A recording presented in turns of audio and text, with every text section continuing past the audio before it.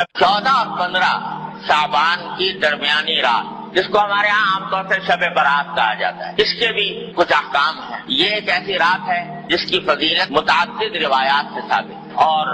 اس رات میں عبادت کو موجب اجر و ثواب قرار دیا گیا ہے عام راتوں سے زیادہ۔ آج کل بعض حضرات یہ فرماتے ہیں کہ شب برات کی کوئی حقیقت نہیں ہے، یا اس کے بارے میں کوئی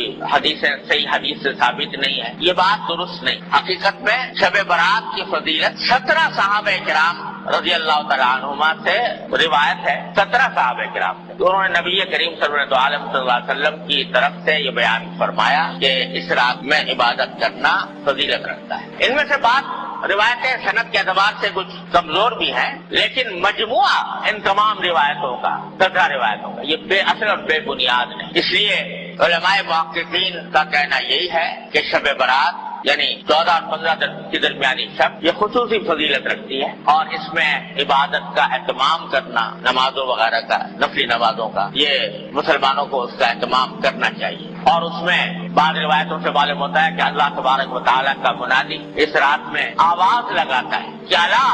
حل من مستغفر فاغفر لہ، سنو کیا کوئی ہے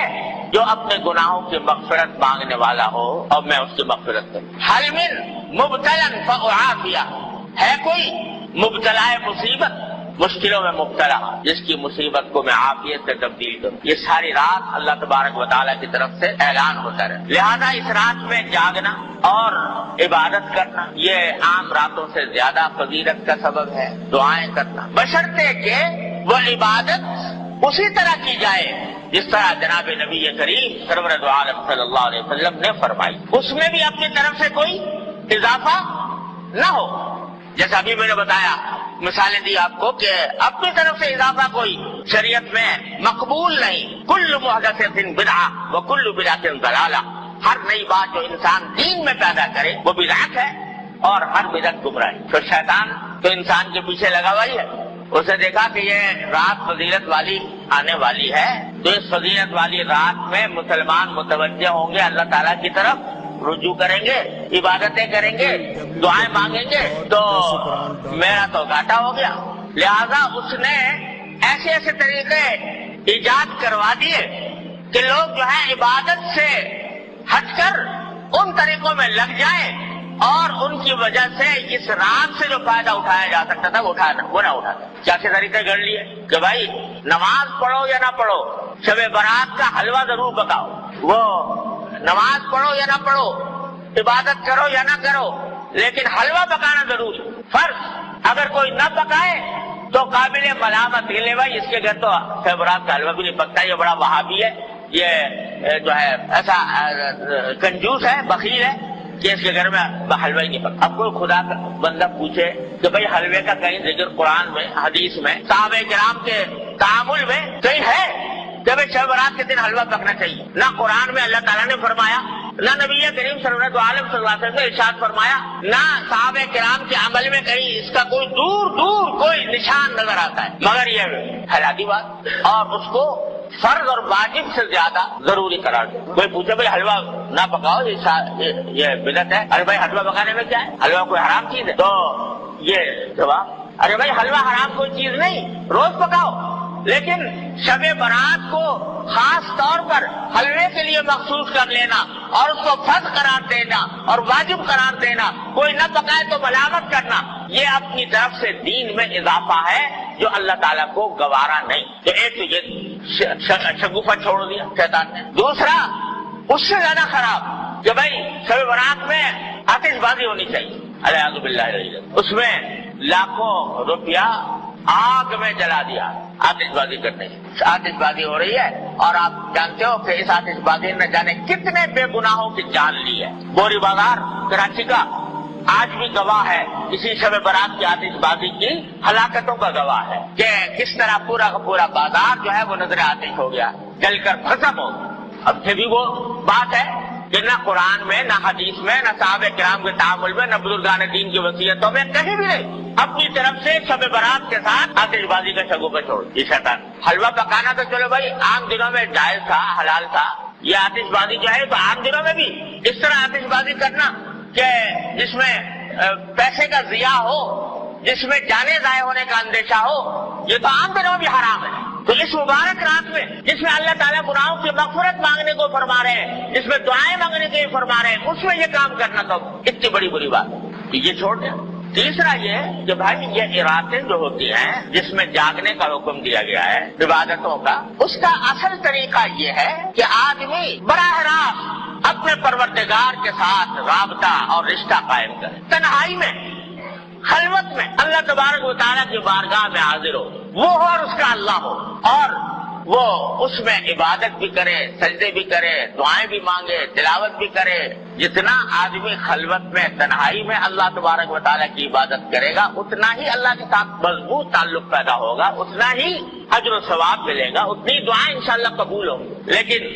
بعض اوقات یہ بھی ایک قصہ کھڑا ہو گیا کہ اس میں جلسوں کا سلسلہ شروع ہو گیا، جلسے ہو رہے، راتیں جو ہیں وہ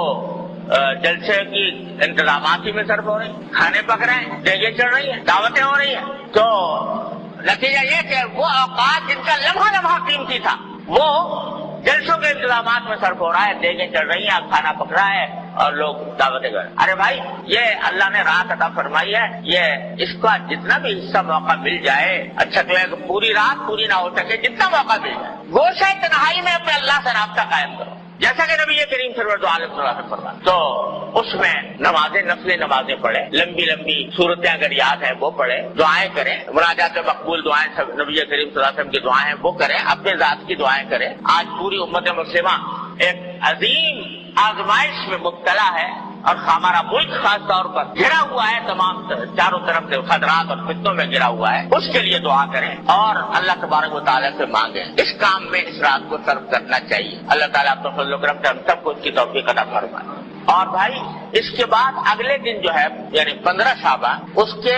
روزے کے بارے میں کوئی حدیث صحیح نہیں۔ یہ جو مشہور ہے کہ اس رات کا، اس دن کا روزہ رکھنا جو ہے وہ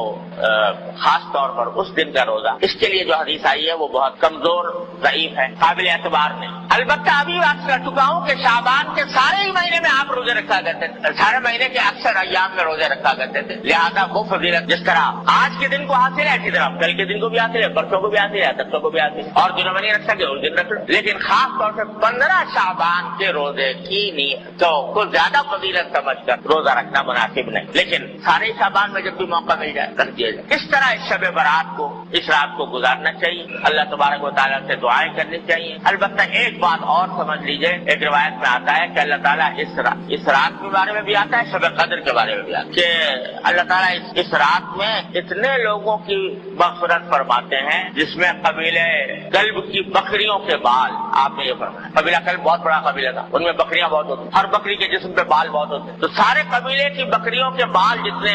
ہیں اتنے انسانوں کے لگا ہے مغفرت ہوتا، مگر فرمایا 2 آدمیوں کی مغفرت نہیں، اللہ بچائے۔